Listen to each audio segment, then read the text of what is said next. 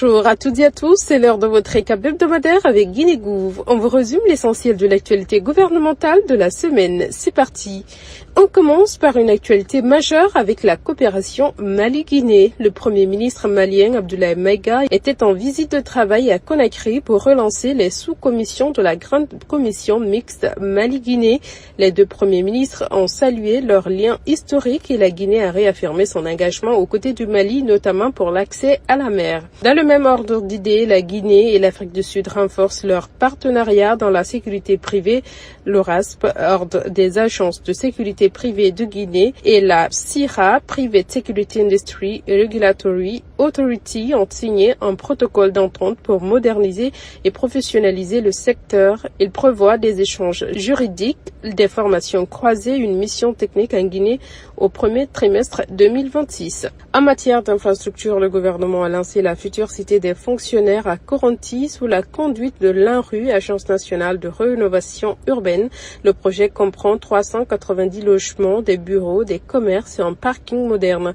Le Premier ministre a rappelé l'engagement du chef de l'État pour les habitats décents. Le mécanisme de bail-partage vise à sécuriser les ménages et leur patrimoine. Sur le plan économique, le Premier ministre a lancé l'atelier du PPF Project Préparation Facility, un mécanisme de préparation des projets dans le cadre de l'économie bleue. Les travaux organisés à Conakry du 8 au 12 décembre portent sur les réformes et investissements liés au potentiel maritime et fluvial du pays. Et puis, le ministre de la Pêche, Fassou Teya, poursuit sa tournée en Basse-Guinée dans les ports de Koba, Koukoudé et Douprou.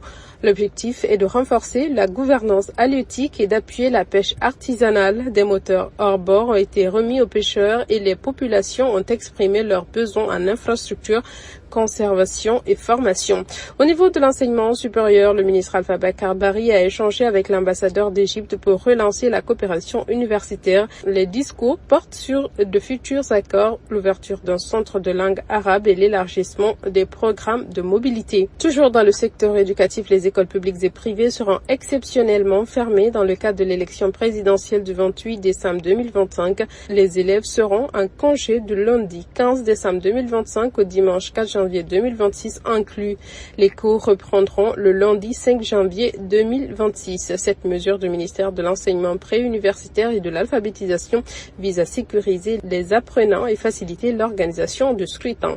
Du côté de la justice, une mission nationale est en cours pour diagnostiquer les infrastructures judiciaires et pénitentiaires.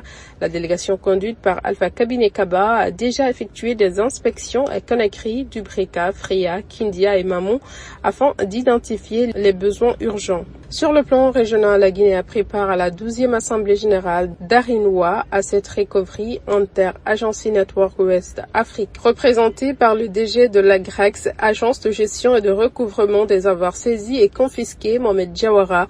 La délégation a réaffirmé son engagement contre la criminalité économique et présenté les réformes de modernisation et de numérisation en cours. Le ministère des Infrastructures et des Travaux publics, via l'ONR, Office national des routes, a lancé le relevé de dégradation 2025 dans le Grand Conakry. Les équipes utilisent le logiciel L2R mesure pour établir les priorités d'entretien en lien avec le fonds d'entretien routier.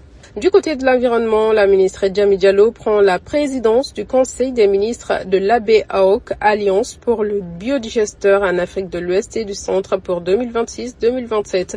L'Alliance portera la mise en œuvre du plan stratégique 2026-2030 afin de promouvoir l'énergie propre et réduire la déforestation. S'agissant des droits humains, une session sur la masculinité positive a été organisée à l'université Kofi Annan dans le cadre des 16 jours d'activisme. Le message central porte sur le respect et la responsabilité sociale. Cette activité a été appuyée par l'Union européenne et Terre des Hommes. Sur le plan culturel, la 20e édition du FENAC, Festival national des arts et de la culture, s'est ouverte à Koundara en présence des ministres du tourisme, de la culture et de la fonction publique. L'événement réunit des artistes des 8 régions du pays. Une prestation du Circus Baobab a marqué l'ouverture. Et pour finir, les ballets africains ont remporté 3 trophées au Qatar Dakar International Art Festival KIAF 2025. Leur performance d'ouverture a été largement saluée, confirmant la diplomatie culturelle portée par les autorités guinéennes. C'est tout pour cette semaine. Merci de nous avoir suivis dans ce récap hebdo de Guinée-Gouv. On vous retrouve très bientôt pour de nouvelles actus. Prenez soin de vous et bon week-end à toutes et à tous.